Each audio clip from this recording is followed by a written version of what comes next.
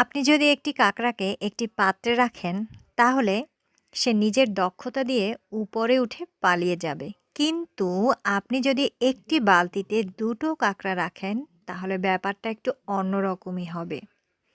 যখন একটা কাঁকড়া উপরে উঠতে চাইবে, অন্যটা ঠিক তখনই তাকে টেনে নিচে নামাবে। আর এটা শুধু একবার নয়, এটা কিন্তু বারবারই ঘটবে। আর এর ফলে ২ টো কাঁকড়াই বালতিতে আটকে থাকবে। বিষয়টা খুবই চেনা, চেনা লাগছে কি? হুম, এটা আসলে শুধু কাঁকড়ার আচরণই নয়, এটা কিন্তু আমাদেরও আচরণ।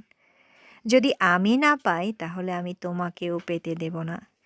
আমাদের পৃথিবীতে এরকম মানুষের সংখ্যা বহু, যারা অন্যের ভালোটা একদমই দেখতে পারে না, খুবই জ্বলে এবং অপরকে টেনে নিচে নামায়। খুব কম সংখ্যক মানুষই আছে যারা অন্যের সুখটা উপভোগ করে। তাই প্লিজ কাউকে টেনে নিচে নামাবেন না।